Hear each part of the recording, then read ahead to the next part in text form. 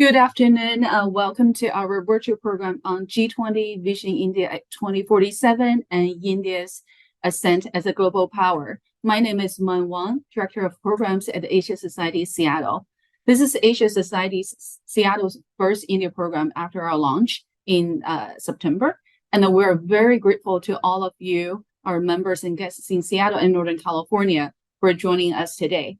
We're very excited to have three experts with us today to share their insights on this important and timely topic.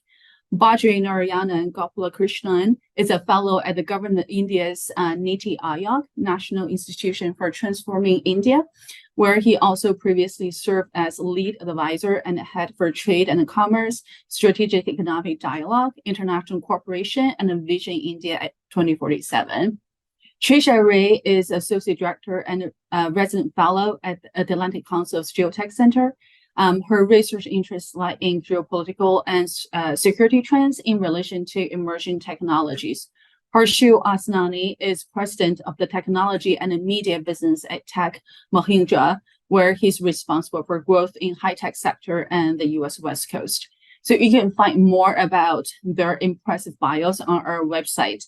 For today's agenda, each of our three speakers will provide comments and perspectives on opportunities and challenges on India's journey to become a global power. We'll then start a moderate discussion led by Harshul, followed by audience Q&A. If you have questions for our speakers, please put your questions in the Q&A box at the bottom of your screen. We'll try to get through as many questions as we can. Please note that the discussion is on the record and being recorded and will be posted on our website, YouTube channel, and other social media platforms. So without further ado, I will now turn it over to Harshul. So thanks for setting the context and having me. It's a pleasure to be moderating what I believe a very important conversation on India and the growing prowess on the world stage with its emergence as one of the fastest growing economies, its bold vision for 2047, which is 25 years from now, which would mark 100-year anniversary of India's independence. And this period is what government calls as the Amrit Kaal, or the golden period for India, and the very ambitious agenda to transition India into a developed nation and becoming one of the two largest economies in the world.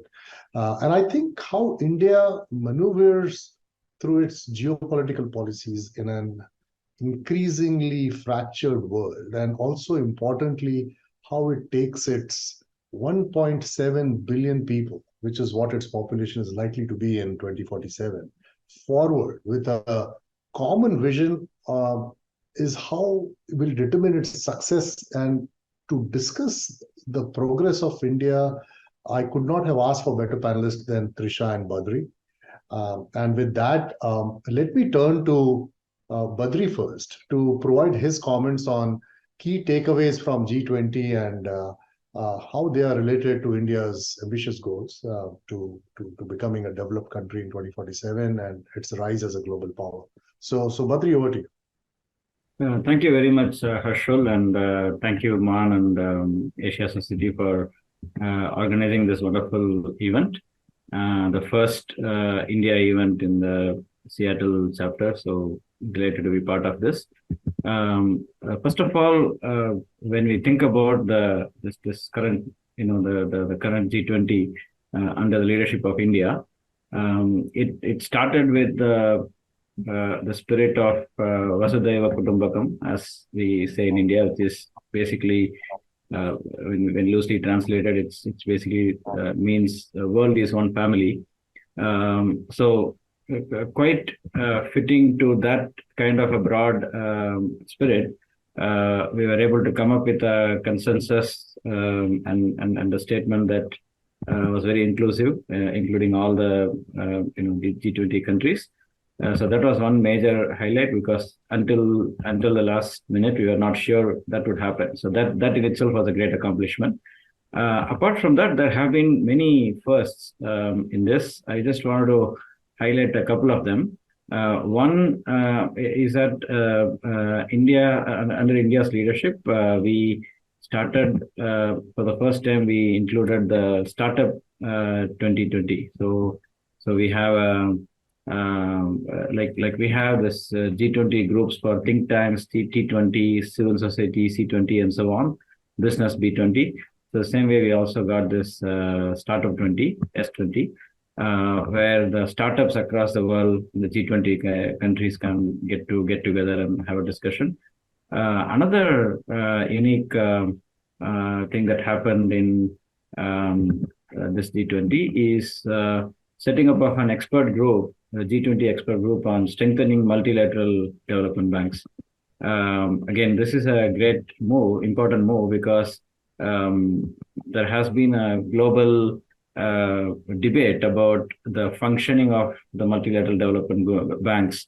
Are they serving the purposes they were meant to perform in the beginning? And with the changing world, what should their priorities be? What should be the focus on sustainable development rather than just general economic growth? So these kind of things have been discussed, and this is the first time there is a global effort in G20 to form a very detailed institutional setup to discuss the reforms needed for strengthening these multilateral development banks like World Bank and so on. So these are some major first time stuff. But then apart from that, there also has been a lot of progress in the areas of renewable energy, discussions about hydrogen, green hydrogen, and so on. In terms of healthcare, in terms of digital sector, taking cue from Digital India, the India Stack, and so on, which we'll discuss later about. Then about sustainability with India's initiative of Mission Lifestyle for Environment, where we have to look at sustainability not only from a production perspective but also from a consumption, civic society perspective, from a common people perspective. And generally about sustainable development goals, a lot of multilateral reforms, trade and investment. So we had this Jaipur call for action for trade and investment, particularly focusing on micro, small, and medium enterprises and their integration with the global value chains, how they must be exposed to information. In this era of digital technologies and information, how information is crucial for that. There was actually a progress made towards making a very detailed trade intelligence and other information for the MSMEs through the International Trade Center, where India as a G20 president was involved, and also many other aspects there about the importance of making digital technologies available for the MSMEs from the perspective of trade. Then there were also a lot of discussion about agriculture, startups, as I already mentioned, cultural aspects, education, and one topic we'll be discussing later about employment and skilling, financial inclusion, and then tourism. Then a lot of discussion about gender equity, women-led development, and about corruption, anti-corruption. So these are some of the broad areas. So India itself has a roadmap for greener India, what we call as Panchamrit. We are looking for reaching non-fossil fuel energy capacity of 500 gigawatts by 2030, then 50% of all energy requirements via renewable energy by 2030 again, reduce 1 billion carbon emissions by 2030, reduce carbon intensity below 45% by 2030, and one of the biggest target is net zero by 2070. So these are some targets that India has, which was also put forward in the G20 meetings. So I'll just take a pause here and maybe let Trisha talk about some of the aspects. And I'm I think, it clearly looks like India has been able to achieve a lot through its presidency in terms of bringing the countries together on a common platform and bringing that collective support and a collective vision for where it goes. It's set the bar really high. And thanks for your comments, Badri. Trisha, you want to add? Yes, absolutely. So I wanted to perhaps take a step back and give some context. So the main topic I'll be touching upon, given my background in emerging tech and digital issues, is the major agenda point in India's presidency of the G20, which was digital public infrastructure, which is a term that's relatively new in the G20 discourse. So I wanted to talk about what India achieved domestically and then why it's become now a part of its global digital agenda. Now, India's digital economy has really exploded in the last decade, really. In 2014, only about 13% of the population had access to the internet. And by 2022, the number of India's internet users was 670 million, which is double the US population. But that was still at a little under 50%. So that's still an online population that has a lot of scope to grow. Another part of the factors behind this success has been what Badri has already mentioned, which is India Stack. Now, India Stack is a suite of APIs which were developed by private sector volunteers for use for a range of government services. This includes universal ID, Aadhaar, it includes digital payments, it includes digitization of documents, as well as authentication systems, which is called the consent layer. So all of this and the success that India has seen in deploying these systems across its population and improving access to a lot of government services is why India then has brought that into its G20 agenda as well in the form of the digital public infrastructure debate.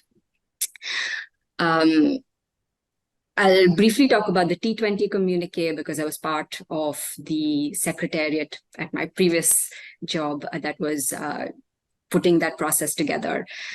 Now, there was a big debate within the think tank 20 about the definition of digital public infrastructure, whether that should be something that is publicly made and owned, as in the government makes and owns this infrastructure, or public should be defined purely in terms of public good. So it doesn't matter if it's the private sector or the public sector building this infrastructure.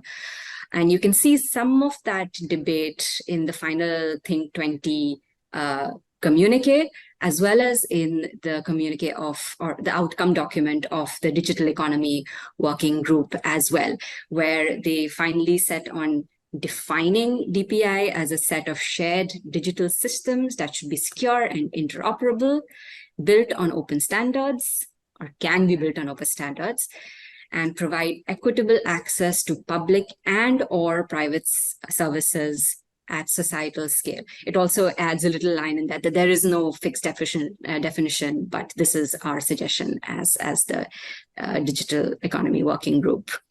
And then the G20 communique in the digital section mentions digital public infrastructure as well, recognizing that DPIs are essential in creating a kind of safe, secure, trusted, and accountable system that works for people, that is respectful of human rights, that also respects principles of privacy and intellectual property rights.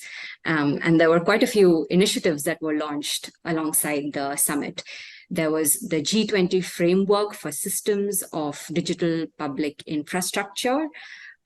There was also a global DPI repository where G20 members can voluntarily contribute their own projects and expertise. So that was also a major outcome of the summit.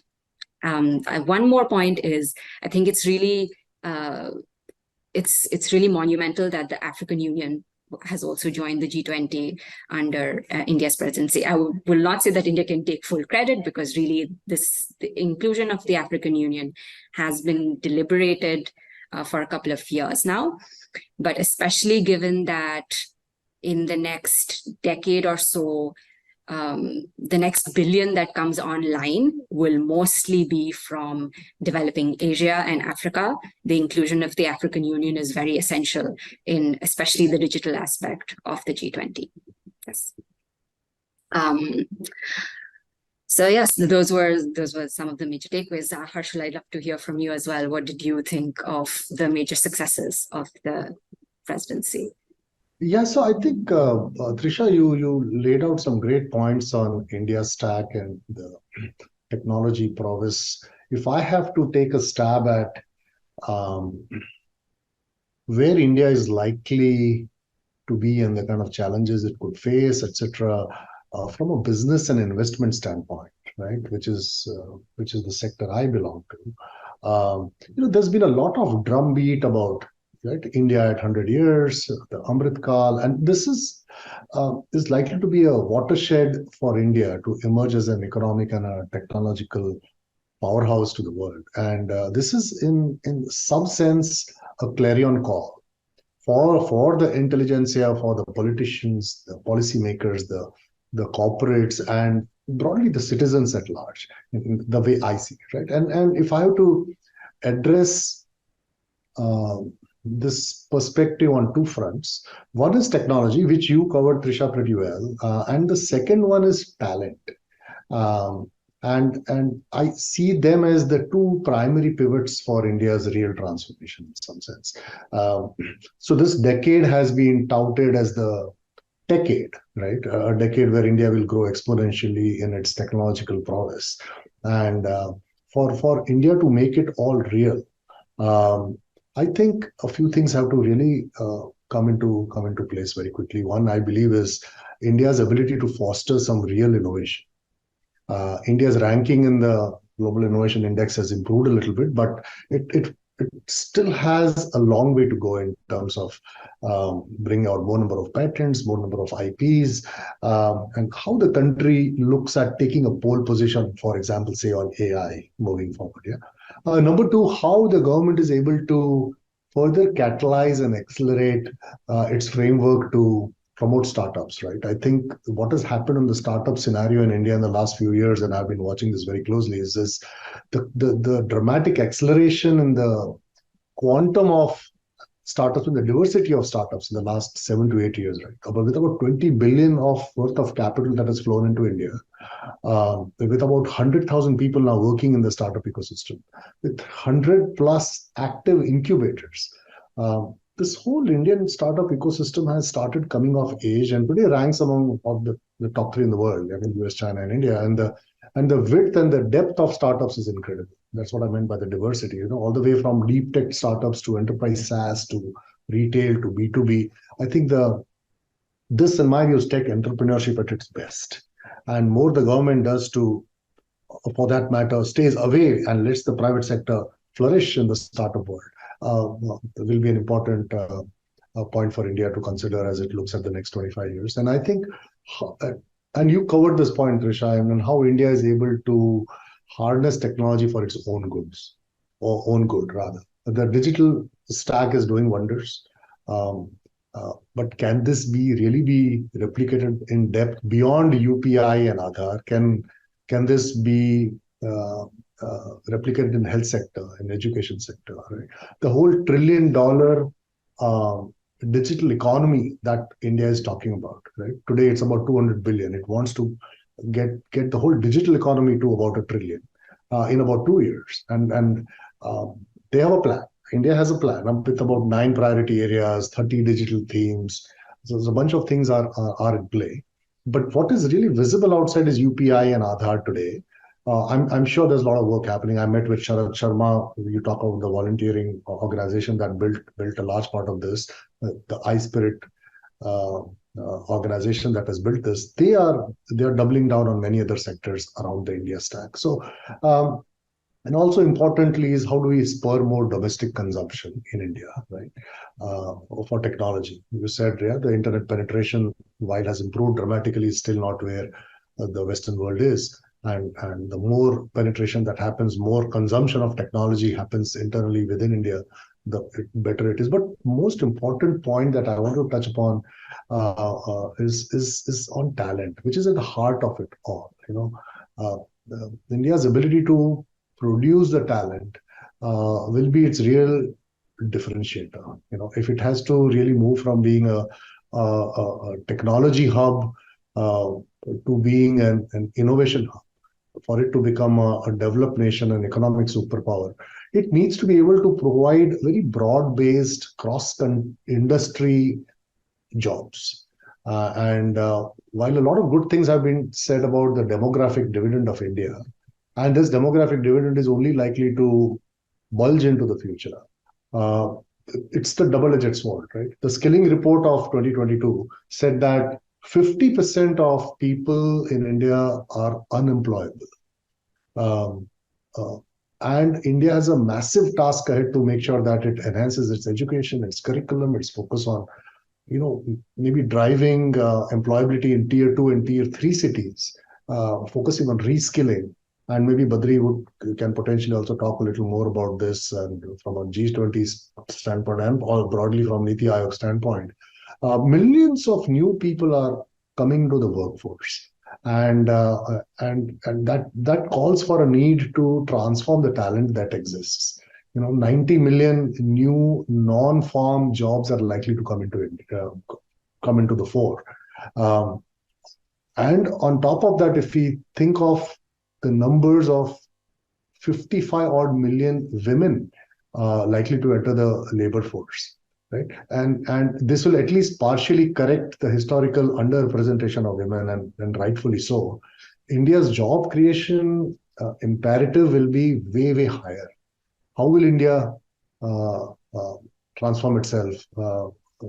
Not just the number of people coming into the job market, not just the number of young people India has, but how does it marry the two together to make sure that the right people are available for the right jobs? And also that India needs to grow at 8.5% in its GDP for it to be able to absorb so many people into the job force. Right now, India is not growing as much. So it's in some sense a double-edged sword, and I would love to discuss this more with both of you, Badri and Trisha. But with that said, maybe we can. I would like to open this up to both of you, and the question to you is, what do you see as India's challenges, right, to meet its vision in 2047? I mean, would love to get both your perspectives. Let's maybe start with Trisha. Certainly, and I'd actually like to continue the discussion on skilling and employment that you started, Harshul. So India is actually it is the largest producer of STEM talent in the world, and 34% of graduates in India are in the STEM field. But like you mentioned, employability is a challenge. I also want to talk about women's education and employment specifically. While the enrollment of women in STEM degrees has gone up quite a bit, it's at about 43.2%, which is almost at parity and one of the highest in the world. But of all the women that graduate with STEM degrees, only 29% join the workforce. So you have these highly skilled folks who just never enter the workforce. Part of the issue, of course, is cultural, in that there are familiar pressures to not join the workforce or to care for the family. Workplaces also need to be more hospitable to women and their needs. All of that is certainly an issue. The other challenge is that youth unemployment is at 23% in the country. That can also become a public security issue, right? Because youth unemployment can be linked to several other challenges. China is going through the same thing, where you have a similar, like 21% of the youth is unemployed, and the Chinese Communist Party is terrified that this is going to lead to social issues as well. So yeah, that's certainly going to be a challenge for India's Vision 2047. That said, I'd be curious to see what the strategy is. So the government is currently in the process of building that strategy. I think there was news today that BCG has been employed to spearhead that effort, but each ministry is going out, looking for comments, looking for expert inputs, and hopefully what comes out of this process is something that will have depth and meaningful impact. Yeah.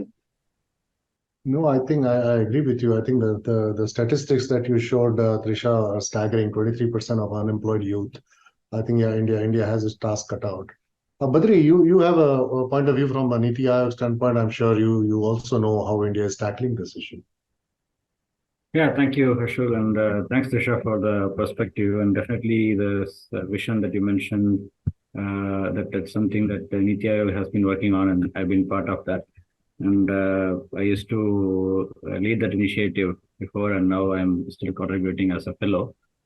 So we looked at multiple aspects. There were sectoral group of secretaries who were formed, and there were different for different sectors. There were different senior officials who were involved, and we got some very detailed vision items and also roadmaps, actually. So it's not sufficient to just say that we need to have a dream, but how do we achieve the dream? What should we do right now in the near term, in the medium term, and in the long term to reach that?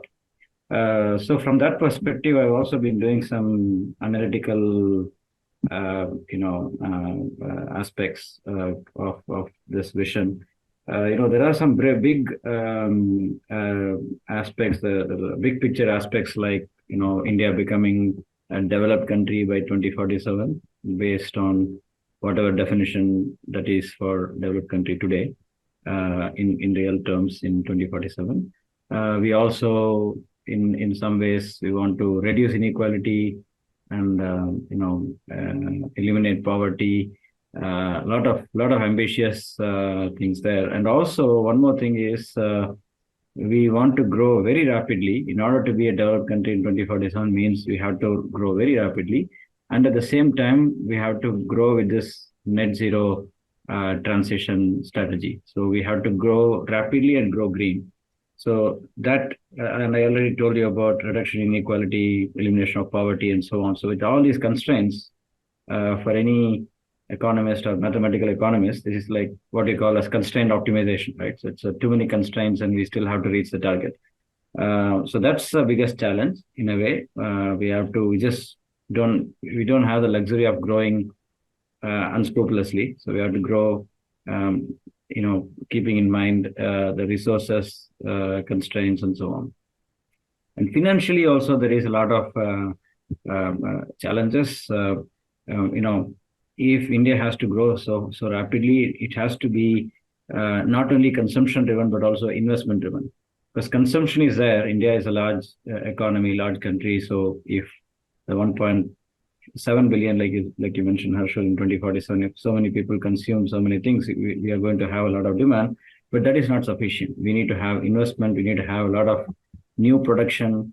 We need to have a much larger manufacturing sector, much more efficient agricultural sector, and larger services sector. So we need a lot of progress to be made in all these aspects. So that is a big challenge. How do we get investments to boost efficiency, to increase scale, and so on? So that is another major challenge.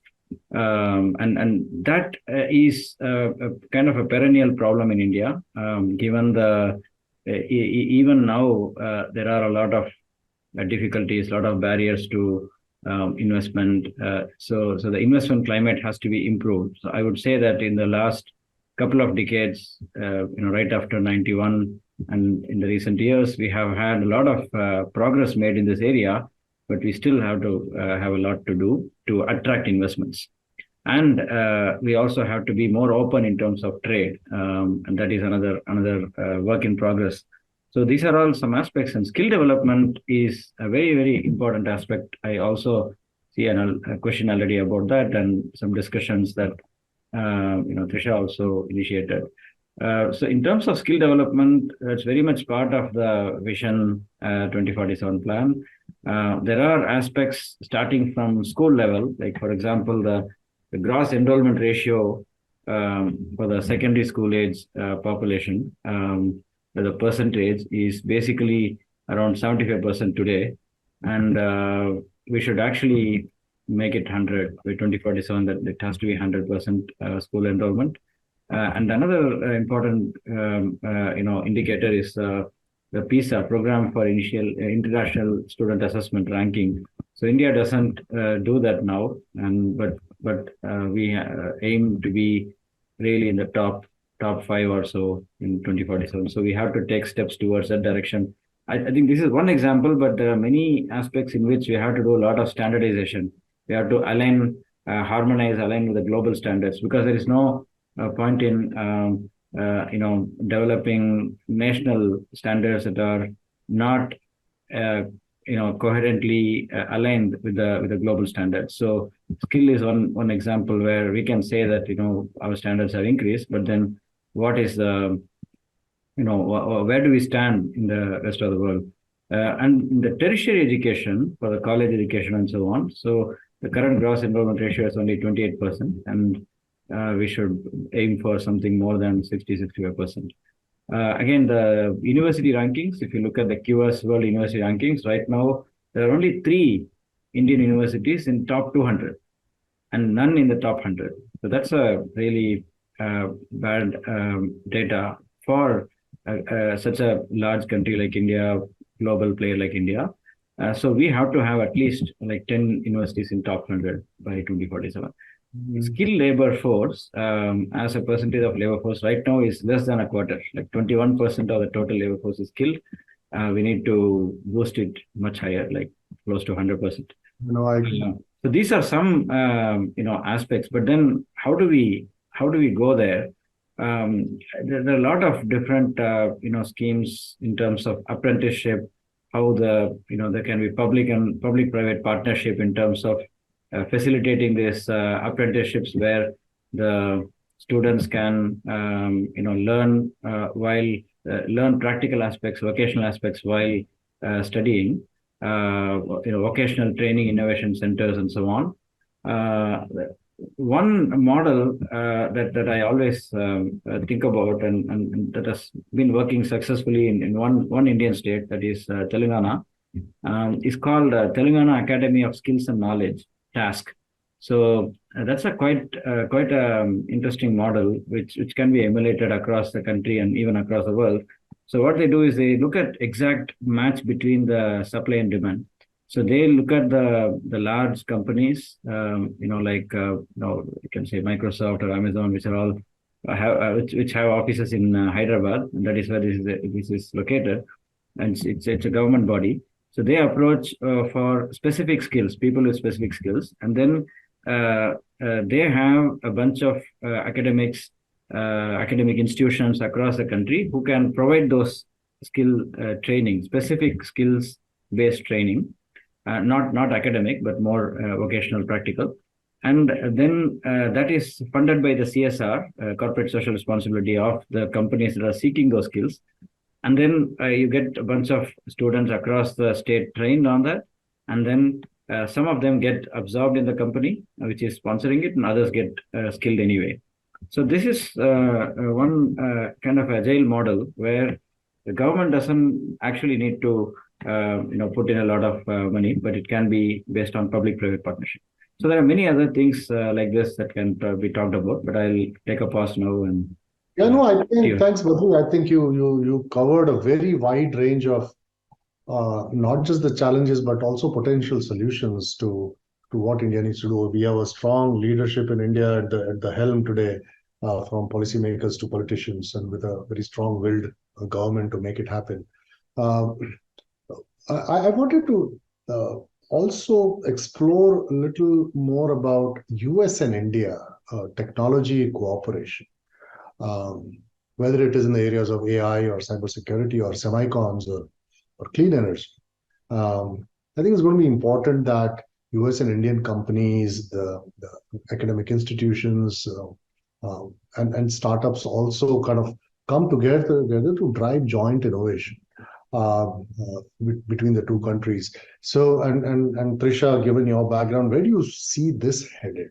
Are we headed in the right direction? Is any meaningful work happening in this direction today? So looking at the US-India tech relationship, I think the broad consensus at the moment is that all these years of dialogue and slowly building up are starting to pay off. You're starting to see actual progress in that relationship. And the US-India ISET, the Critical and Emerging Technologies Partnership, is a shining example of that. And I'll talk about one space in which that partnership has made quite a bit of progress, especially in this year, and that is semiconductors. We've already seen the announcement of plants by US companies in India. There was a big Micron announcement a few weeks ago. Then Lam Research also announced that they would be implementing this virtual physical ecosystem for training semiconductor engineers. So you're moving away from just like setting up plants to actually training the next generation workforce that will work on some of these technologies. And Lam Research has a very interesting model that they call Semiverse, where they're integrating some of these new metaverse technologies and combining your physical and virtual systems into very interesting interactive ways of training semiconductor engineers. There's also been a joint research and development agreement which was signed with between the Indian Semiconductor Mission and Purdue University, which is aimed at making progress and developing programs on designing, manufacturing, and commercializing semiconductor chips. So you're already seeing some of this happening specifically in the semiconductor space. I would say that so some of the semiconductor plants that have been announced in India, they're like 28 millimeter, whereas the cutting edge is like 4. So this is still like low hanging fruit, but India has to start somewhere to get to that level, and just having that ecosystem slowly building in the country is a major step. And I also see the fact that the US-India relationship has built so much trust to be able to do all of this as a major sign, especially when you just look back even just 2 decades ago at where the relationship was. Yeah. No, absolutely. You know, I agree. The advancement that has happened between the two countries is like never before. When Prime Minister Modi was here 2 months ago and I was in DC, the amount of traction that we could see in the reception, the rousing welcome that he got, no other Prime Minister has ever gotten before. So it's just signs of a strong partnership and friendship building up between the two countries. And the question is, how well we will continue to sustain this and for the betterment of both. But with that, I would also actually encourage the audience to put their questions in the chat box. We'll start Q&A in about 5 minutes. So if you have any questions, please feel free to put them in the chat box, or I don't know if mine would be okay to open it up for people to ask questions, but I think the preference would be to put your questions in the chat box and one of us can answer. So I'll continue on this, and if we have to think about how India should encompass understanding the contours of its labor force, right, and the related issues, and we did talk about skilling a little bit. The overall number of jobs and the skill alignment issues that are happening, and Badri, you had just started talking about it a little. From Tech Mahindra standpoint, right, the company that I represent, we are one of the largest systems integrators in the country, technology systems integrators, and we hire on an average 800 people, 700 to 800 people a week. Okay, it's a massive hiring engine, and we are increasingly realizing that large cities like Bangalore, Hyderabad are not cutting it for us. And we started going to tier 2, tier 3 cities where attrition is low, people are more committed, and now we have started seeing that more and more universities are coming to those smaller towns and they're churning out engineers. But we continue to struggle to find the right talent across the country. But we are focusing on tier 2 and tier 3. So I don't know if, Badri, you have a view on how tier 2, tier 3 cities are being addressed in India, because that is where I believe the real potential for next level of growth of India lies. It's not probably in the metros, right? Would you agree with me, Badri? Yeah, absolutely, Harshul. I myself hail from a tier 2 city, in Coimbatore, and I cannot agree more with you. And there's a lot of activities happening in the tier 2 cities. As you probably know, a lot of new IITs and IIMs have come up in the smaller cities, like tier 2 cities and so on. And that is one important step towards this broader goal of also some kind of distribution in terms of growth, right?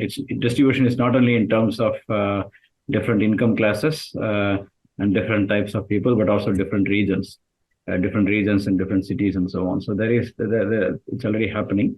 And also a lot of initiatives in terms of, for example, there has been announcement of the defense corridors in different parts of the country, which in the cities that are not like the metro cities and so on. So a lot of opportunities are created. And what I have seen in the past is in India, if you take auto industry, for example, like Mahindra part of your business, for example. So we have had a lot of progress made over time when we open up for to the global players coming to the country, and you have an ecosystem that is developed. So if you look at before the 90s, India had only a couple of auto companies, and nothing much was going on in terms of the entire supply chain. Mostly it was like importing a lot of stuff and then assembling. But then once we liberalized the investment regime, once we had a lot of these companies coming into different cities, particularly in some of the tier 2 cities, the strong supply chain ecosystem was developed. So that is one aspect. So these two things, one is industrial development, supply chain development, and the educational institutions. These are going to be important going forward. And also, like some of the points that I already mentioned in terms of developing, why should we rely only on IITs and IIMs? What about the other universities? We have to also raise the bar of other universities. We have to come up with strategies to really work on skills in multiple sectors. And there is also one issue in India, particularly in South India, and also some part of the rest of India, which is like if you're like most of the elite get into engineering or medicine. So there is very little focus on sciences and liberal arts and so on. So that has to develop a lot. So we don't have a lot of strategic leaders, scientists and so on who need to come up. So that is another thing that has to be worked on. But I just want to digress a little bit and touch upon one topic that Trisha and you mentioned before about India-US cooperation. This is one of the areas where that can be done. So when Prime Minister Modi came, I was part of the discussion there, and we came up with a few points which were accepted in the final White House statement. One of them was about in terms of AI and in terms of digital technologies. US can be the R&D center, and India can be the R&D commercialization or implementation center. So that is one kind of collaboration. And that is also, you also have a skill component there. And similarly, we also discussed about the healthcare, like in terms of nurses and other healthcare workers. The US can help India develop skills for that kind of a workforce, and then recruit them here. We can have visas for them and so on. And another aspect is this Inflation Reduction Act, CHIPS Act, and semiconductors related interventions in the US can be complemented with India's own, production-linked incentives, PLA scheme for semiconductors and electronic devices. And there's already a lot of discussion happening on that, and Trisha already mentioned about Micron and so on. So there is a lot of areas in which India and US can also collaborate in this particular issue that we discussed, skill development as well, and the tier 2, tier 3 cities development. Yeah, and I do see a question here in the Q&A box from Ken Silverman, who I know so well. But I think we already answered this question. I think the question was more to you, Badri, right? I think on sharing some specific details on how India intends to address employment and skilling. And lack of success on these fronts and high unemployment can have significant negative impact on the 2047 aspirations and goals. But I think, yeah, Badri, I think you did answer this question quite well. So till we see other questions, maybe we can go on. I think one of the key challenges I see for a nation building, right? One is to become a developed nation, but for nation building and for it to materialize its vision, while geopolitics and its economic firepower are important, I think it's very important for India to look inwards and bring about that massive improvement that is needed towards the poorest of the poor. Improvement in poverty, in its healthcare infrastructure, and education, and obviously we spoke about employment. But maybe Trisha, since you worked closely on India Stack and you understand this well, maybe you could help us understand how you see, and maybe Badri, you can also add on to this, by the way, but see India Stack and its push towards digitization of citizen services. I know while UPI has been transformative, even the poor people are able to have bank accounts and are able to transact without cash today. But when it comes to other sectors, right, healthcare and education, do you see that India elevating its position soon enough for it to be called a developed nation? Yes, so some of these India Stack projects, Aadhaar, them have helped in many ways. One is just plugging leakages in the system where you would have like rations or services or goods kind of getting lost in a network of middlemen or not going to the intended recipient of these goods and services. And so Aadhaar has certainly helped in that aspect. And over time, like initially when Aadhaar was rolled out, there were issues of like, there were errors or Aadhaars were issued. Like there was a news article about an Aadhaar card being issued to a goose anyway. But all of those issues have gradually been fixed. There do remain some challenges, especially in terms of cybersecurity of a database as sensitive as Aadhaar. But again, the government has assured citizens that it has been working on shoring up the cyber defenses of those. The other element, especially in terms of finances that helped, like cashless payments, yes, is part of it. Like I can go to most parts of tier 1, tier 2, maybe even tier 3 cities and pay somebody with the app on my phone. And most people prefer cashless transactions now. But the other part has also been the Jan Dhan bank accounts, where you can open an account with a 1 rupee balance. So it's not prohibitive to just go to the bank and open your account. So you have all of these smaller initiatives that have helped. The other part of it that is really catered towards rural areas is something called community information resource centers, which are offline centers where people can go, which have connectivity. They can enroll for services. There's somebody there who explains what services they can avail, and they can.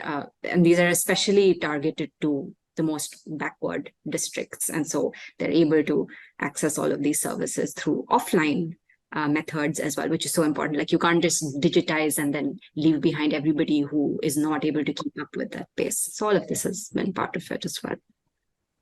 No, I see where you're going with this, and I see a question in the question box also, which in some sense a great question, by the way, from Christy, where I'll read it out for everyone. It says, everyone keeps saying this is India's time. What specifically do you predict we'll see from India in the next decade? How will advancements in tech and economy impact social equity in India? Do you think it will create more social division or close social gaps? I think it's a complex issue. Maybe if you both are okay, I'll take a stab at it for a minute, and then any of you who wants to add. I think, as I said in the beginning, I think India is touting this to be the decade, the age of technology, and how it's going to build progress. Now, technology to help it create a soft digital diplomacy and soft power in the world is one part. Technology to help its citizens come out of poverty and improve healthcare is where I believe the real impact lies of technology. Uh, I agree there is a lot of social inequity in India today. And from my vantage point, I know from Tech Mahindra standpoint at least how much work we are doing for rural India and bringing technology for betterment of health, whether it is a hardware or a software device, right? Even mobile ECGs are coming out, which can go into villages and do it. AR, VR goggles are coming out where we can, a doctor can look at a patient and project the image to say a Delhi, and a specialized doctor can look at the patient using technology and on the spot treatment can be given. Lots of these areas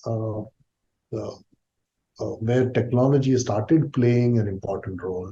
I met with a gentleman who's leading AI for good cause in India. They're coming with 25 use cases for AI, primarily around rural health, and how it is going to impact India. So while it looks pretty fancy at this point, I'm sure the real impact on the ground will be felt. I'm an eternal optimist. I'm sure in next 2 to 3 years we'll start feeling those impacts.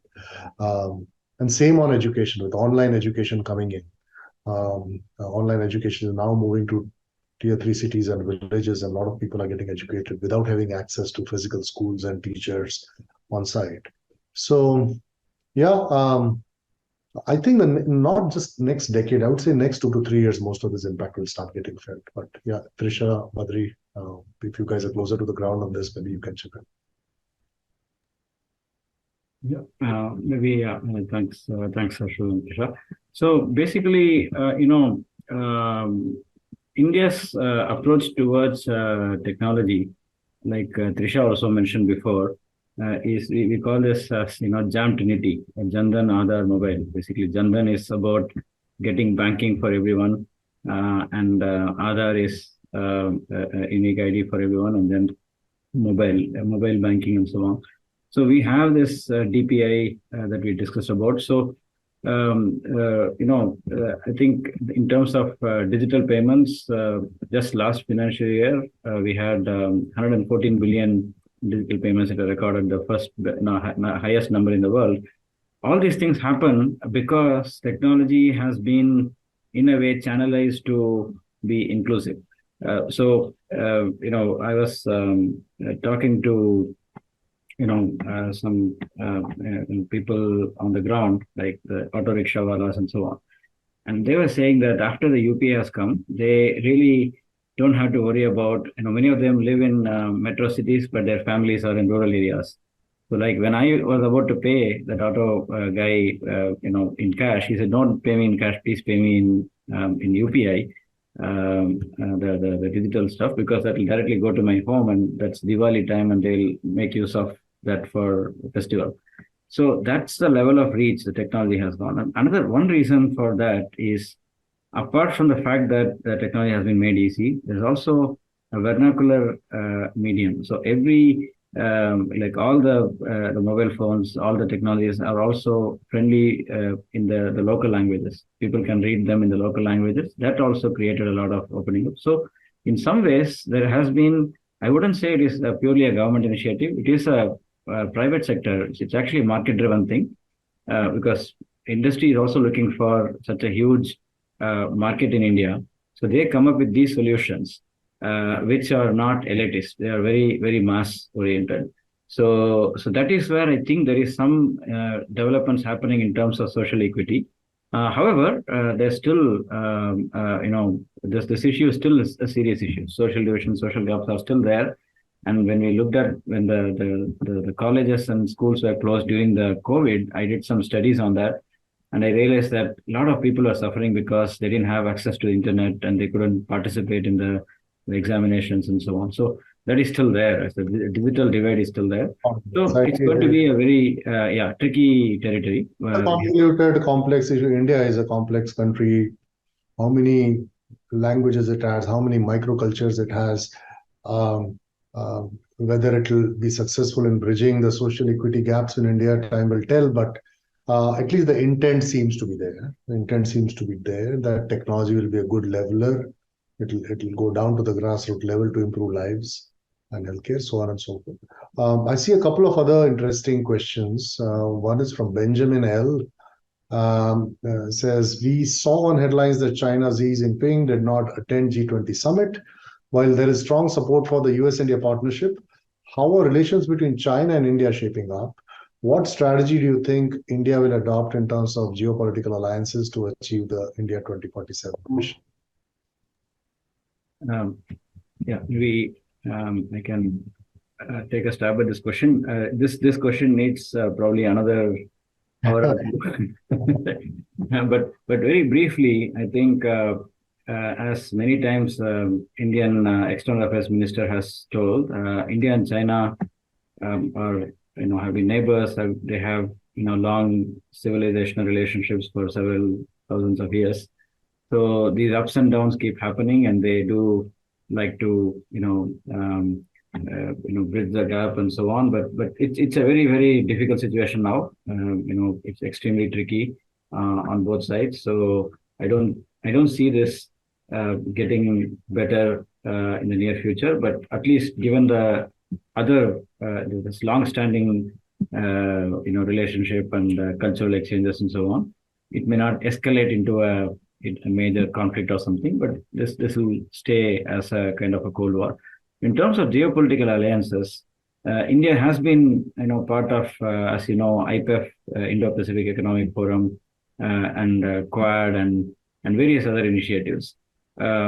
I personally feel like India can do a lot more in this than just being part of these alliances. But India should take leadership in many of them and promote trade. India also should be more open in terms of trade. So basically, I think we have to do a lot more. It's right at the moment. It's more like we are taking part in all this. We are actively engaging in all these discussions and so on.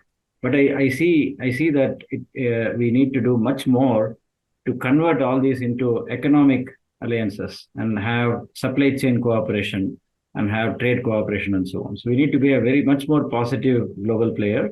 We are moving towards that direction, but we need to move very fast.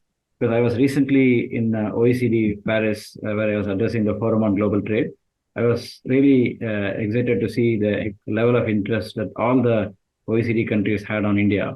And they were all kind of exactly like Benjamin was asking here. Everyone is looking at what is India's strategy? How is India going to go forward? How is India going to take this as an advantage to go forward? So lot needs to be done here. That's the short answer to this question. Yeah, and it's not, again, these are great questions and difficult questions. They're putting us on a spot here. But I think whether it is the China question or the social equity question, these are not easy answers to this. China is a complex relationship with India.